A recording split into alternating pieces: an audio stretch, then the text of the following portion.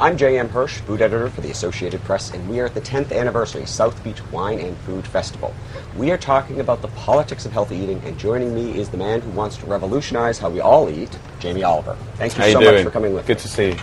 So, in the last couple of months, in particular, because you've been working on healthy eating for a long time, but in the last few months, I've noticed a ratcheting up of kind of the political divide on healthy eating. Yeah. And it's been a bit surprising, actually, because people such as Sarah Palin and Rush Limbaugh are suddenly taking issue with, for example, the First Lady's healthy eating program, and taking her to task for this. And for you, I know that this sort of healthy eating is a bit of common sense, but in the United States in the last couple of months, it's become a very divisive and polarizing political issue.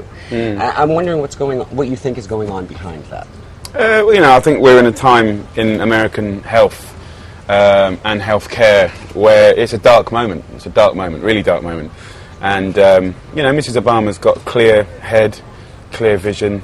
If she's struggling with anything, it's getting it through her own Congress and battling with people like Mrs. Palin, who's clearly, on this issue, a Fruit Loop. And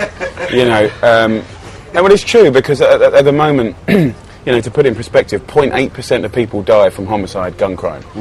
And diabetes alone is 20%.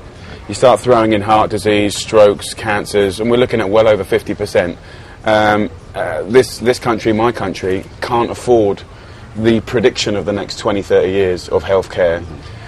We can't afford the lack of intelligence that's caused by, strategically feeding our kids crap at school every day.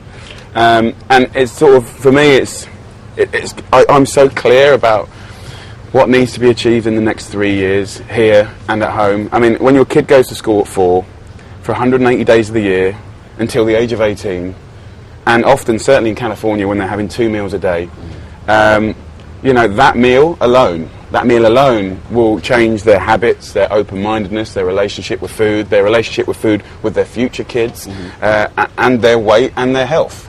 And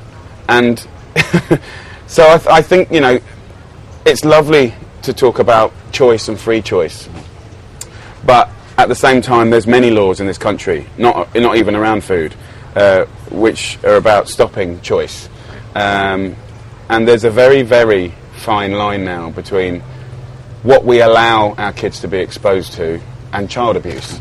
And no one's really sure how to pick their way through it.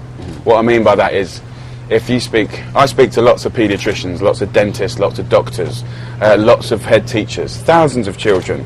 And when you have a child that's come back for the 4th time with diet-related issues, and the doctor's not able to engage the parents with any kind of intervention, and the child is still ill, and it's still affecting their confidence, their health, and their inability to go to school, they're kind of saying, look, this is child abuse, but I haven't got a leg to stand on as far as pushing that. So, Mrs. Palin needs to be very careful. But then again, everyone seems to love her because she's a bit wacky. So, I mean,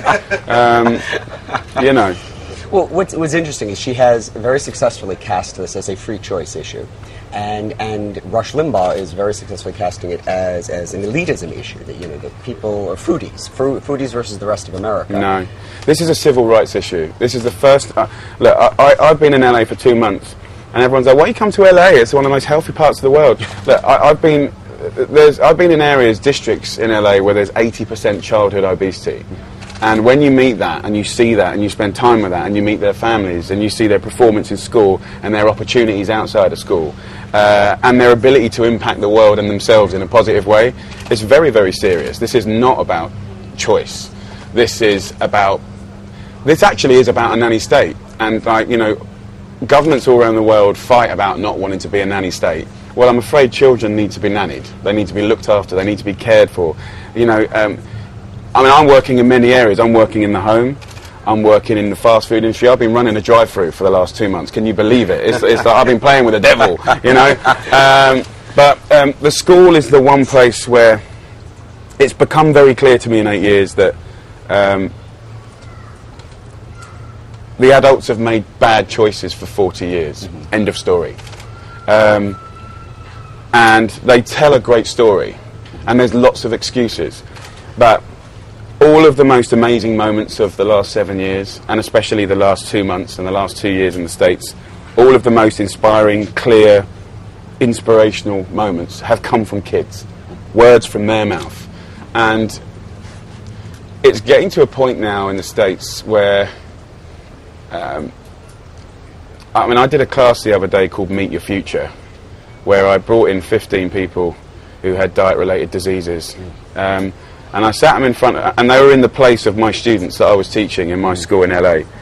And kids are always bulletproof and indestructible and a bit cocky, you know, so you have to have different strategies to just to draw a line in the sand and sort of say, do you get that? Right. So I sat a person next to my student and said, look, just talk to this student as if it was you when you were 17. Right. You know, tell him what you wish you'd have been told when you were a kid. And this person who was living with the reality of diabetes or obesity or, you know, being an amputee. But the relationship between the child was one that I've never seen before. Because normally they're like, oh, that's terrible. Wow, that's kind of serious. Oh, I might take it seriously now. And then you kind of go down another road. Every single child in that class, random kids, was like, I feel your pain. That's my mum. That's my sister. That was me from 8 to 12. Right. You know, and so we're in a different, very ripe state right now. So, you know, I mean, I think what the problems that I've had federally and in the bureaucracy and stuff in my own country and here in the States only ever lead me to going around the periphery and working with the parents and the kids.